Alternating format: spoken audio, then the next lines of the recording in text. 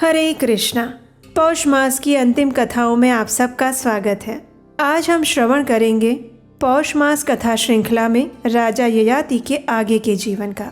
इस कथा श्रृंखला की पिछली कड़ी में हमने सुना था कि राजा ययाति ने पृथ्वी पर ही स्वर्ग बना दिया था और उन्होंने देवराज इंद्र के सारथी मातली को ये कहकर मना कर दिया कि वे अब पृथ्वी पर ही स्वर्ग बनाएंगे और इसलिए वे उसके साथ स्वर्ग में नहीं जाएंगे। राजा ययाति ने अपनी भगवत भक्ति के द्वारा संपूर्ण पृथ्वी को स्वर्ग बना दिया था और इस कारण देवराज इंद्र और भयभीत हो गए और फिर उन्होंने कामदेव को एक कार्य सौंपा और वो था राजा ययाति के पतन का। कामदेव नट के वेश में राजा ययाति के पास आते हैं और सुंदर नाटक खेलने का अभिनय करते हैं। उनके साथ अपनी पत्नी रति भी थी और उसके बाद क्या होता है ये हम सुनेंगे हमारी आज की कथा श्रृंखला की कड़ी में। तो चलिए आज की कथा आरंभ करते हैं। राजा ययाति की कथा को आगे बढ़ाते हुए सुकर्मा ने कहा, हे पिप्पल, महाराज ययाति कामदेव के गीत, नृत्य और ललित हास्य से मोहित होकर स्वयं भी नट स्वरूप हो गए।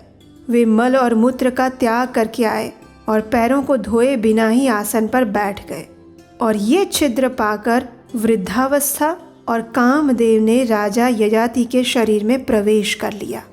उन सब ने मिलकर आखिर इंद्र का कार्य पूरा कर दिया और नाटक समाप्त हो गया।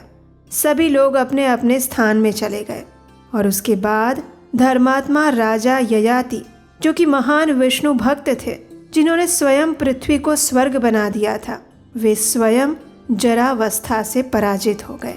उनका चित्त अब सदैव काम और भोग में आसक्त रहने लगा और एक दिन इसी प्रकार काम युक्त होकर वे वन में शिकार खेलने गए। उस समय उनके सामने एक हिरण निकला जिसके 4 सींग थे। उसके रूप की कहीं तुलना नहीं थी। उसके सभी अंग सुंदर थे और रोमावलियां सुनहरे रंग की थी। उसके मस्तक पर रत्न जड़ा हुआ प्रतीत होता था। राजा धनुष बाण लेकर बड़े वेग से उसका पीछा करने लगे और वो मृग उन्हें बहुत दूर तक ले गया और देखते ही देखते अंतर्ध्यान हो गया।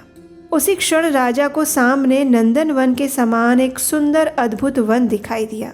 उसके भीतर राजा ने एक सुंदर तालाब देखा जो 10 योजन लंबा और 5 योजन चौड़ा था। सभी ओर कल्याणमय जल से भरा हुआ वो सर्वतोभद्र नाम का तालाब दिव्य भावों से सुशोभित था। राजा वैसे ही थके हुए थे। परिश्रम के कारण उन्हें पीड़ा हो रही थी, इसलिए वे सरोवर के तट पर ठंडी छाया में आश्रय लेकर बैठ गए।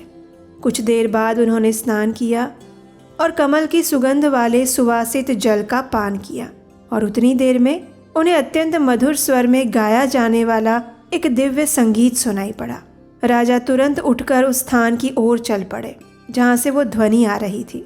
जल के निकट ही एक विशाल और सुंदर भवन था।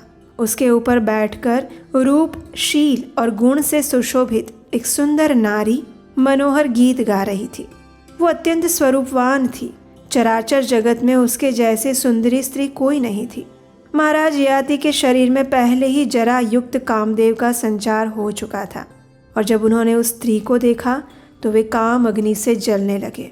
उन्होंने उस सुंदरी के पास जाके पूछा, हे शुभे, तुम कौन हो? किसकी कन्या हो और तुम्हारे पास ये कौन बैठी है? हे कल्याणी, मुझे सभी बातों का परिचय दो। मैं नहुष का पुत्र हूँ। मेरा जन्म चंद्र वंश में हुआ है। पृथ्वी के 7 द्वीपों पर मेरा अधिकार है। मैं 3 लोकों में विख्यात ययाति हूँ। हे सुंदरी, मुझे दुर्जय काम मारे डाल रहा है। मैं उत्तम शील से युक्त हूँ। तुम्हारे समागम के लिए मैं अपना राज्य, संपूर्ण पृथ्वी और ये शरीर भी अर्पित कर सकता हूँ। ये संपूर्ण त्रिलोकी तुम्हारी ही है। क्या तुम मेरा स्वीकार करोगी? राजा की ये बात सुनकर सुंदरी ने अपनी सखी विशाला को संकेत किया और फिर उसकी सखी विशाला ने कहा, हे नरश्रेष्ठ, ये रति की पुत्री है। इसका नाम अश्रु बिंदुमती है। हम दोनों में स्वाभाविक ही मित्रता है। मेरा नाम विशाला है और मैं वरुण की पुत्री हूँ। मेरी ये सुंदर सखी योग्य वर की प्राप्ति के लिए तपस्या कर रही है। बस यही सुनकर राजा ययाति तुरंत बोल पड़े, हे शुभे, मेरी बात सुनो। ये सुंदर मुख वाली रति कुमारी मुझे ही पति रूप में स्वीकार कर ले। वो जिस जिस वस्तु की इच्छा करेगी वो सब कुछ मैं उसे प्रदान करूँगा। तब विशाला ने कहा, राजन, पहले इसका नियम सुन लो। ये स्थिर यौवन से युक्त, सर्वज्ञ, वीर के लक्षणों से सुशोभित, देवराज के समान तेजस्वी, धर्म का आचरण करने वाले, त्रिलोक में पूजित, सुबुद्धि, सुप्रिय और उत्तम गुणों से युक्त पुरुष को ही अपना पति बनाना चाहती हैं। फिर से राजा ययाति ने बीच में ही कहा, हे सुंदरी, मैं इन सभी गुणों से युक्त हूँ। मैं इसके योग्य पति होने के लिए लायक हूँ। तब विशाला ने कहा, हे राजन, मैं जानती हूँ आप अपने पुण्य के लिए तीनों लोकों में विख्यात हैं।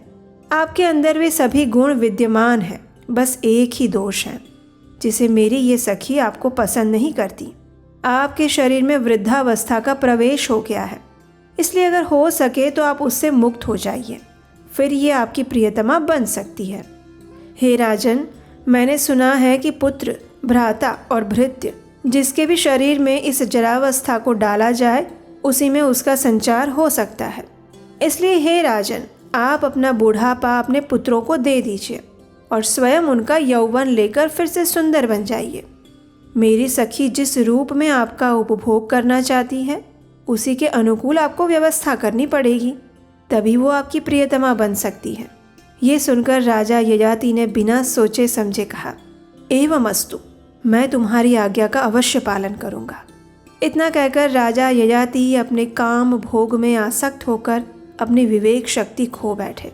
वे तुरंत अपने घर वापस गए और अपने पुत्रों से कहने लगे, हे मेरे प्रिय पुत्रों, सुनो, तुम लोगों में से कोई एक मेरी ये दुखदायिनी जरावस्था को ग्रहण कर लो और अपनी युवावस्था मुझे दे दो, जिससे मैं इच्छा अनुसार भोग कर सकूं।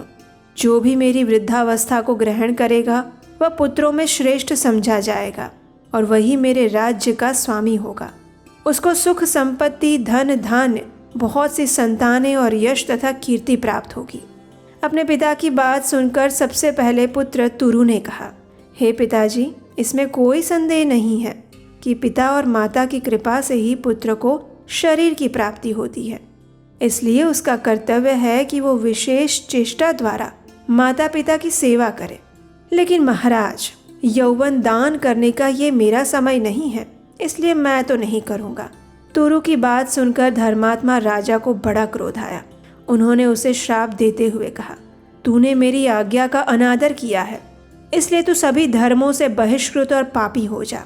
तेरा हृदय पवित्र ज्ञान से शून्य हो जाए और तू कोढ़ी हो जा। तुरु को इस प्रकार श्राप देकर वे अपने दूसरे पुत्र यदु के पास आए और उससे कहने लगे, बेटा, तू मेरी जरावस्था को ग्रहण कर ले और मेरा अकंटक राज्य भोग ले। महाराज के द्वारा ये कहने पर यदु ने हाथ जोड़कर कहा, पिताजी, कृपया मेरे ऊपर कृपा कीजिए। मैं बुढ़ापे का भार नहीं ढो सकता। शीत का कष्ट सहना, अधिक राह चलना, कदन्न भोजन करना, जिनकी युवानी बीत गई हो ऐसी स्त्रियों से संपर्क रखना, मन की प्रतिकूलता का सामना करना, ये सारे वृद्धावस्था के 5 हेतु हैं। यदु के ऐसा कहने पर महाराज ययाति ने उसे भी श्राप दिया, जा, तेरा वंश राज्यहीन होगा, उसमें कभी कोई राजा नहीं होगा। यदु ने कहा, महाराज, मैं निर्दोष हूँ, आपने मुझे श्राप क्यों दिया? मुझ दीन पर दया कीजिए। तब राजा ययाति ने कहा, हे बेटा, महान देवता भगवान विष्णु जब तेरे वंश में अपने अंश सहित अवतार लेंगे, उस समय तेरा कुल पवित्र और श्राप से मुक्त हो जाएगा। जा। राजा ययाति ने कुरु को अपना शिशु समझकर छोड़ दिया और फिर शर्मिष्ठा के पुत्र पुरु को बुलाया और उससे कहने लगे, हे मेरे पुत्र, तू मेरी वृद्धावस्था को ग्रहण कर ले। तब पुरु ने कहा, हे राजन, मैं आपकी आज्ञा का पालन करूँगा। मुझे अपनी वृद्धावस्था दे दीजिए और आज ही मेरी युवावस्था से सुंदर रूप धारण करके उत्तम भोग भोगिए। ये सुनकर महामनस्वी राजा ययाति का चित्त अत्यंत प्रसन्न हो गया। उन्होंने पुरु से कहा, हे महामते, तूने मेरी वृद्धावस्था ग्रहण की और अपना यौवन मुझे दिया, इसलिए मेरे दिए हुए राज्य का उपभोग कर। अब राजा की बिल्कुल नई अवस्था हो चुकी थी। वे 16 वर्ष के तरुण प्रतीत होने लगे, देखने में अत्यंत सुंदर, मानो दूसरे कामदेव हो।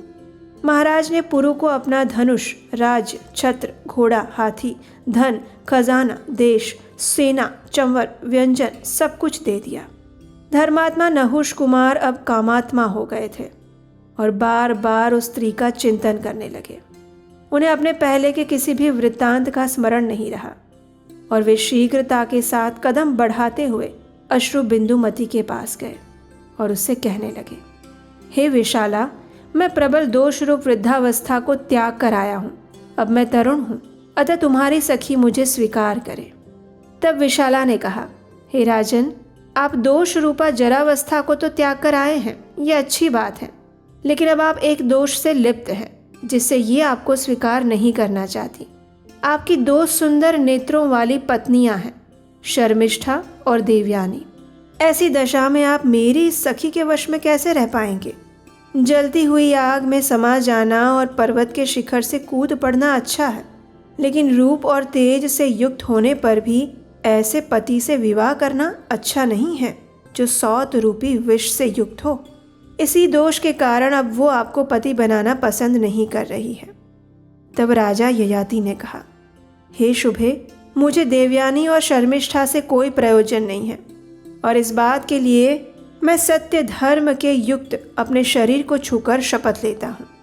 तब अश्रु बिंदुमती ने कहा, राजन, मैं ही आपके राज्य और शरीर का उपभोग करूँगी। जिस जिस कार्य के लिए मैं कहूँ उसे आपको अवश्य पूर्ण करना होगा और इस बात का विश्वास दिलाने के लिए अपना हाथ मेरे हाथ में दीजिए। तब राजा ययाति ने कहा, राजकुमारी, मैं तुम्हारे सिवा किसी दूसरी स्त्री को नहीं ग्रहण करूँगा। मेरा राज्य, समूची पृथ्वी, मेरा ये शरीर और खजाना सब कुछ तुम इच्छा अनुसार उपभोग करो। ये लो, मैंने तुम्हारे हाथ में अपना हाथ दे दिया। और फिर अश्रु बिंदुमती ने कहा, महाराज, अब मैं अवश्य आपकी पत्नी बनूंगी। ये सुनते ही महाराज ययाति की आंखें हर्ष से खिल गई। उन्होंने गांधर्व विवाह की विधि से उस अश्रु बिंदुमती का हाथ ग्रहण किया, उससे विवाह किया। युवावस्था के द्वारा वे उसके साथ विहार करने लगे और उसके साथ आसक्त होकर वहाँ रहते हुए राजा को 20,000 वर्ष बीत गए। इस प्रकार इंद्र के लिए किए हुए कामदेव के प्रयोग से उस स्त्री ने महाराज को अच्छी तरह से मोहित कर दिया। और फिर एक दिन की बात है, कामनंदिनी अश्रु बिंदुमती ने मोहित हुए उस राजा ययाति से कहा, हे राजन, मेरे हृदय में कुछ अभिलाषा जागृत हुई है। आप मेरे उस मनोरथ को पूर्ण कीजिए। आप यज्ञों में प्रधान अश्वमेघ यज्ञ का अनुष्ठान कीजिए। तब राजा ययाति ने कहा, हे महाभागे, एवमस्तु, मैं अवश्य ऐसा करूँगा। ऐसा कहकर महाराज ने राज्य भोग से निस्पृह अपने पुत्र पुरु को बुलाया। पिता का आह्वान सुनकर पुरु आए। उन्होंने भक्तिपूर्वक हाथ जोड़कर राजा के चरणों में प्रणाम किया। अश्रु बिंदुमती के युगल चरणों में भी मस्तक झुकाया और फिर पिता से कहा, हे पिताश्री, मैं आपका दास हूँ, बताइए क्या आज्ञा है। तब राजा ने कहा, हे पुत्र, पुण्यात्मा द्विजों, ऋत्विजों और भूमिपालों को आमंत्रित करके तुम अश्वमेघ यज्ञ की तैयारी करो। अब महातेजस्वी पुरु बड़े ही धार्मिक थे। उन्होंने पिता के कहने पर उनकी आज्ञा का पूर्णतया पालन किया और फिर राजा ययाति ने उस काम कन्या के साथ यज्ञ की दीक्षा ली। उन्होंने अश्वमेघ यज्ञ में ब्राह्मणों और गरीबों को अनेक प्रकार के दान दिए और यज्ञ समाप्त होने पर महाराज ने उस सुमुखी से पूछा, हे बाले, और कोई कार्य भी हैं जो तुम्हें अत्यंत प्रिय है तो वो भी बताओ, मैं तुम्हारा कौन सा कार्य करूं? ये सुनकर उसने राजा से कहा, महाराज, मैं इंद्रलोक, ब्रह्मलोक, शिवलोक और विष्णुलोक का दर्शन करना चाहती हूँ। ये सुनकर राजा ययाति ने कहा, हे सुंदरी, ये जो प्रस्ताव तुमने रखा है वो इस समय तो मुझे असाध्य लग रहा है। वो तो मात्र पुण्य, दान, यज्ञ और तपस्या से ही मिल सकता है। मैंने आज तक ऐसा कोई मनुष्य नहीं देखा है या ना सुना है जो पुण्यात्मा होकर भी मर्त्य लोक से इस शरीर के साथ स्वर्ग में गया हो। इसलिए तुम्हारा बताया हुआ कार्य मेरे लिए असाध्य है। दूसरा कोई कार्य बताओ, मैं उसे अवश्य पूर्ण करूँगा। ये सुनकर अश्रु बिंदुमती ने कहा, हे राजन, इसमें कोई संदेह नहीं है कि ये कार्य दूसरे मनुष्यों के लिए सर्वथा असाध्य है, लेकिन आपके लिए तो साध्य ही है। यह मैं बिल्कुल सच कह रही हूँ और इसी उद्देश्य से मैंने आपको अपना स्वामी बनाया था। आप हर प्रकार के शुभ लक्षणों से संपन्न और धर्मों से युक्त हैं। आप भगवान विष्णु के भक्त हैं। जिसके ऊपर भगवान विष्णु की कृपा हो जाती है वो सर्वत्र जा सकता है और इसी आशा से मैंने आपको पति रूप में अंगीकार किया था। केवल आपने ही मृत्यु लोक में आकर संपूर्ण मनुष्यों को जरावस्था की पीड़ा से रहित और मृत्युहीन बनाया था। आपने इंद्र और यमराज का विरोध करके मर्त्य लोक को रोग और पाप से शून्य कर दिया है। आपके समान दूसरा कोई राजा नहीं है। ये सुनकर राजा ययाति ने कहा, हे भद्रे, तुम्हारा कहना सत्य है। मेरे लिए कोई साध्य असाध्य का प्रश्न नहीं है। जगदीश्वर की कृपा से मुझे स्वर्ग लोक में सब कुछ सुलभ है। फिर भी मैं स्वर्ग में जो नहीं जाता हूँ इसका कारण सुनो। मेरे छोड़ देने पर मानव लोक की सारी प्रजा मृत्यु का शिकार हो जाएगी और उसमें कोई संदेह नहीं है। यही सोचकर मैं स्वर्ग में नहीं जा रहा हूँ। ये सुनकर रानी ने कहा, महाराज, उन लोगों को देखकर मैं फिर से मर्त्य लोक में वापस आने के लिए तैयार हूँ। इस समय उन्हें देखने के लिए मेरे मन में अत्यंत उत्सुकता है जिसकी कोई तुलना नहीं है। आखिर थक हार कर राजा ययाति ने कहा, हे मेरी प्रिय देवी, तुमने जो कुछ भी कहा उसे निसंदेह मैं पूर्ण करूँगा। और इतना कहकर फिर राजा ययाति सोच में पड़ गए कि आखिर अब उन्हें क्या करना चाहिए। और तत्पश्चात राजा ययाति का अगला कदम क्या था वो हम सुनेंगे हमारी पौष मास की कथा की अंतिम कड़ी में। अगर आपको इस संपूर्ण पौष मास में हमारे द्वारा सुनाई गई ये कथाएं लाभप्रद लगी हैं और उससे अगर आपका ये पौष मास सफल हुआ है ऐसा लगता है आपको, तो आप हमें आने वाली कथाओं को बनाने के लिए अपना आर्थिक सहयोग भी भेज सकते हैं। स्क्रीन पर नंबर दिया गया है। आपके सहयोग और योगदान द्वारा हमें आने वाले समय में वेदों और पुराणों से प्रमाणभूत कथाएं लेकर आने में सहायता मिलेगी। और अगर आज की कथा अच्छी लगी है तो इसे लाइक, शेयर और सब्सक्राइब अवश्य कीजिएगा। हरे कृष्णा।